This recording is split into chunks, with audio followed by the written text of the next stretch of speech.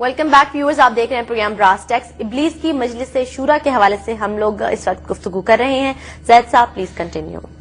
جب ابلیس نے اپنے تمام مشیروں کو یہ بتایا کہ آنے والے دور میں خطرہ تمہیں اسلام سے ہوگا، سوشلزم اور کیپٹلزم سے نہیں، تو وہ حیران ہوئے ذرا۔ تو بعد میں ابلیس نے ان کو سمجھانا شروع کیا کہ میں یہ کیوں کہتا ہوں کہ آنے والے دور میں یہ خطرہ تمہیں اسلام کی پولیٹیکل، سوشل، ریلیجس اور اکنامک آئیڈیالوجی سے تمہیں اصل خطرہ ہوگا۔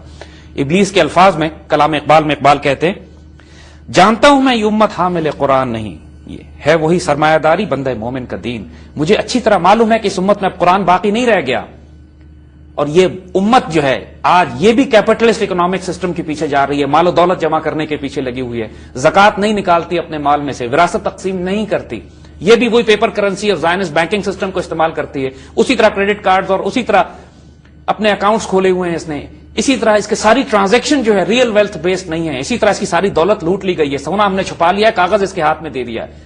ہمیں معلوم ہے کہ بندہ مومن کا دین یہی سرمایہ دارانہ نظام بن چکا ہے۔ کرنٹ سچویشن کتنا اوور ویو انہوں نے دے دیا۔ مگر جانتا ہوں میں کہ مشرق کی اندھیری، اور جانتا ہوں میں کہ مشرق کی اندھیری رات میں ہے بے ید بیضا ہے پیران حرم کی آستین۔ یہ بھی مجھے معلوم ہے کہ مشرق میں، ایسٹ میں، جہاں اسلام ہوا کرتا تھا، وہاں مسلمانوں کے جو علماء ہیں، مسلمانوں کے جو دانشور ہیں، ان کے پاس ید بیضا نہیں ہے، یعنی موسیٰ علیہ السلام والے وہ معجزات نہیں ہیں، ان کے پاس وہ تڑپ نہیں ہے، وہ بجلی نہیں ہے، وہ نور نہیں ہے، ان کے پاس وہ جلال و جمال نہیں ہے بندہ مومن کے جو وقار ہوتا ہے، بندہ مومن کا جو زیور اور شان ہوتی ہے۔ میں جانتا ہوں یہ ساری دقتیں، مسلمان کا دین سرمایہ داری ہے، مسلمان اپنی روحانیت کھو چکے ہیں، اس کے باوجود عہد حاضر کے تقاضاؤں سے ہے لیکن یہ خوف، ہو نہ جائے آشکارا شرع پیغمبر کہیں۔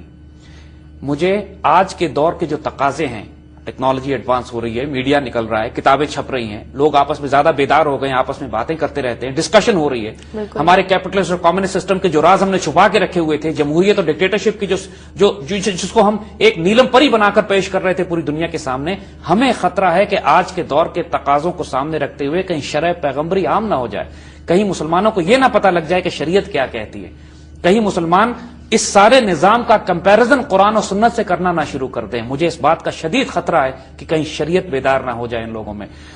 اور کون سی شرع پیغمبری؟ الحذر، آئین پیغمبر سے 100 بار الحذر، حافظ ناموس زن، مرد آزما مرد آفرین۔ دیکھو میں تم کو اچھی طرح بتاتا ہوں، یہ ابلیس اپنے مشیروں کو کہہ رہا ہے، میں تم کو اچھی طرح بتاتا ہوں، 100 دفعہ توبہ کرتے ہیں ہم کہ شریعت پیغمبری کہیں نافذ نہ ہو جائے، ہمیں شریعت پیغمبری سے شدید ترین خطرہ ہے۔ اور کون سی شریعت پیغمبری؟ ایسی شریعت پیغمبری جو عورت کی عزت اور ناموس کی حفاظت کرتی ہے، مرد کو جلال اور طاقت اور قوت بخشتی ہے، مرد کو امتحان میں ڈالتی ہے اور پوری دنیا میں مردوں کا لوہا منواتی ہے۔ یہ ہم عورتوں کی عزت اور آبرو کا سودے کرتے ہیں، ہم مردوں کو بے ضمیر اور بغیرت بناتے ہیں۔ ہمیں اس شریعت سے خطرہ ہے کہ جو آ کے عورتوں کو باحجاب، عورتوں کو با کردار، وہ ایسی مائیں پیدا کر دے کہ جو علامہ اقبال جیسے بیٹے نہ پیدا کرنا شروع کر دیں کہیں۔ ہمیں اس شرع پیغمبری سے خطرہ ہے، ہمیں ایسے مردوں سے خطرہ ہے کہ جو صلاح الدین ایوبی اور محمود غزنوی پیدا کرنا نہ شروع کر دیں۔ کرتا ہے دولت کو ہر آسودگی سے پاک و صاف، منعموں کو مال و دولت کا بناتا ہے امین۔ موت کا پیغام ہر نوع غلامی کے لیے، نہ کوئی فقفور و خاکہ نہ کوئی فقیر راہ نشین۔ یہ ایسی شریعت ہے کہ ہر قسم کی غلامی جو انسان کی بنائی ہوئی غلامی ہو، اس کے لیے یہ موت کا پیغام ہے۔ انسان کو جینوئنلی حقیقی معنوں میں آزاد کرتی ہے اگر کوئی چیز، یہ شرع پیغمبری ہے۔ نہ انسان غلام ہوتا ہے جمہوریت کا، نہ انسان غلام ہوتا ہے ڈکٹیٹرشپ کا، نہ کمیونزم کا، نہ کیپٹلزم کا، نہ فیشزم کا۔ سب سے زیادہ آزاد کرنے والی کوئی چیز ایک بندہ مومن کو اگر ہے تو وہ شریعت پیغمبری ہے، انسان کو آزاد کرنے والی۔ اور اس راستے میں نہ کوئی خاقان ہوتا ہے، نہ بادشاہ ہوتا ہے، نہ کوئی فقیر ہوتا ہے، یہ سب برابر ہوتے ہیں۔ مساوات، ایسا نظام عدل قائم کر دیا جاتا ہے اس معاشرے میں، اور ہر دولت کو یہ ہر غلاظت سے پاک کرتا ہے۔ یہاں زکوٰۃ نکالی جاتی ہے، یا صدقات نکالے جاتے ہیں، یا وراثت دی جاتی ہے، یا عشر دیا جاتا ہے۔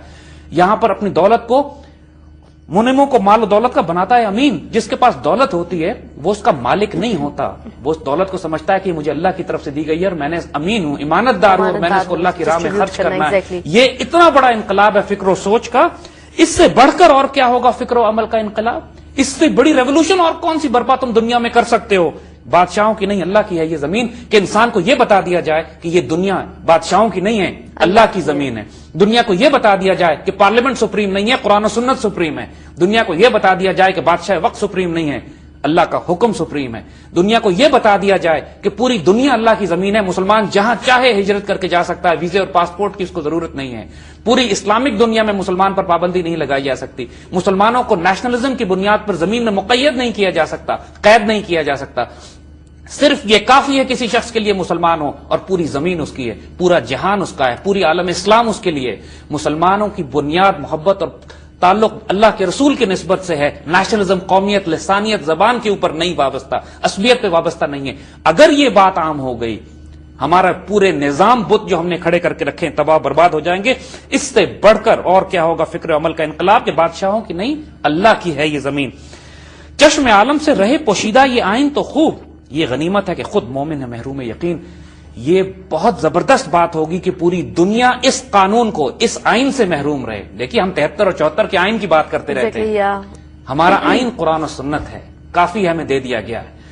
اور اس بات سے ابلیس کہہ رہا ہے کہ کوشش کرو کہ پوری دنیا سے قرآن و سنت کے یہ قوانین, یہ آئین, یہ کانسٹیٹیوشن چھپا رہے اور مسلمان خود یقین سے محروم ہوں. مسلمان کو خود یہ سوال کرنے پڑیں, کیا آج کے دور میں ہم وہ Islamic economic model, Islamic political model, اسلام کا سیاسی نظام, مذہبی نظام, معاشی نظام, اسلام کے فوجی نظام کے, اور وہ امت کا جو تصور ہے کہ پوری مسلمان امت ایک ہو حرم کی پاسبانی کے لیے, کیا اس کو دوبارہ قائم کیا جا سکتا ہے؟ کیا آج سونے اور چاندی کے سکے آ سکتے ہیں؟ کیا آج real wealth based economic model قائم کیا جا سکتا ہے؟ مسلمان کو شک میں مبتلا کر دو, اس کو یقین سے محروم کر دو. اور اس کے بعد کہتا ہے اب پھر سمجھ میں آیا ابلیس کے مشیروں کو کہ واقعی اصل خطرہ آنے والے وقت میں تو ہمارے لیے اسلام ہوگا. تو پھر وہ ابلیس سے پوچھتے ہیں کہ ہم کیا کریں, ہمیں کیا کرنا چاہیے کہ مسلمانوں کو ہم آئین شریعت, آئین پیغمبری اور شریعت سے محروم کر دیں, اس کو خرافات میں الجھا دیں, پھنسا دیں. کیا کریں, کس طریقے سے ہم کہ مسلمان ہمارے کیپٹلسٹ کمیونسٹ اکنامک ماڈلز, ہمارے ڈکٹیٹرشپ اور ڈیموکریسی کا فراڈ اور اس دھوکے میں پھنسا رہے, اس کے لیے ہم کیا کریں؟ تو پھر ابلیس آگے ان کو مزید راز سمجھاتا ہے. ان کو ایسے ایسے مسائل میں الجھا دو کہ جو ظاہراً بڑے علمی مسائل نظر آئیں لیکن حقیقت میں دنیا میں ان کا کوئی واسطہ اور تعلق نہ ہو. اس پر پھر بھی بات کرتے ہیں. جی زید صاحب, ابلیس ان کو کیا سولوشنز پرووائڈ کرتا ہے, اس کے حوالے سے بات کریں گے اس بریک کے بعد.